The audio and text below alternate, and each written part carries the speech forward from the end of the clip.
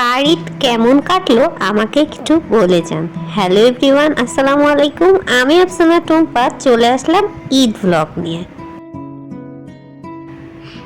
আমি মুইন আমি আমি মুইন আজকে ঈদে আড্ডা দিব মুড়ি আমি করি আমি আজকে আমরা ওই যে বাবা গাড়ি চালায় উপর বসে, তারপর আমি ঘুমাই গাড়িতে, তারপর আমি বাসে যাই কার্টুন দিকে মুড়ি আমরা আমরা ওই যে ঘুমাই আমরা ঘুমাই উঠি সকালবেলা ঘুরতে যাই আমরা, তারপর রোদ আসে, তারপর রোদ চলে যায় তারপর আমরাও ঘুরতে যাই, চলে বাবাও বাধা দেয়। আপনাদের মরিন শোনাও কিন্তু আজকাল ভয়েস দেয়া শিখে যাচ্ছে, তাই না?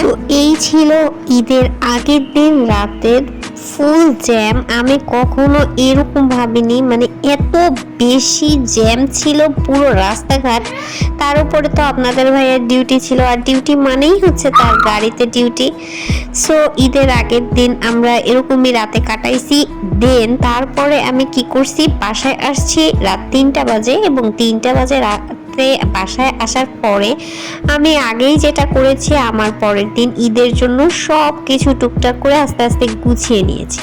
এরপরে গুছাতে যখন 6টা বেজে গেছে, মানে 5টা প্লাস যখন বেজে গেছে, এখানে 6:30টায় জামাত ছিল ঈদের নামাজের।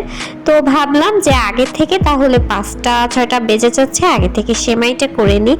আসলে আমার এই প্রথম এইভাবে লাচ্ছা সেমাই বানানো। সত্যি বলতে আপনারা হয়তো বা অবাক হবেন, আমি জীবনের প্রথম লাচ্ছা সেমাই এই বছরই বানাইছি ঈদে। তাও এটা খুবই অবাক করা কথা হয়তো বা কারো কাছে, বাট আমার কাছে এটা কোনো অবাক করার কথাই না। আমি যতটুকু কাজ শিখতেছি, যতটা যা রান্না শিখতেছি, প্রায় সব কিছুই বিদেশে আসার পরে শিখতেছি। লাচ্ছা সেমাইয়ের রেসিপি দেওয়ার মতো আমার কাছে কোনো মানে কথাই নাই। আমি জাস্ট একটু টুকটাক ভিডিও ফুটেজ করেছি, এই আর কি। আর এরপরে তো সব থেকে বড় কথা যে প্রবাসে যারা ঈদ কাটায় তাদের আসলে ঈদটা ওইভাবে ঈদ হয় না। আপনাদের ভাইয়া কিন্তু ঈদের দিন থেকে আজ 3 দিন হয়ে যায়, এত বেশি ডিউটি যাচ্ছে তার, মানে আমাদেরকে নিয়ে যে কোথাও একটা বসবে সেটাও তার সময় নেই, তাকে পাচ্ছি না। সো আমি আরও অনেক রান্না বান্না করেছি, বাট সেগুলোর ভিডিও ফুটেজ ওইভাবে নেওয়া হয়নি, তাড়াহুড়াতে করেছিলাম। এই তো আমার ঈদ তো এভাবেই কাটলো, মায়ের শাড়িতে ঈদ কাটিয়েছি। ব্যাপারটা একটু অন্যরকম শান্তি লাগলো। আর জীবনে সব এক্সপিরিয়েন্স নেওয়া উচিত, এটা কিন্তু আসলে সত্য কথা।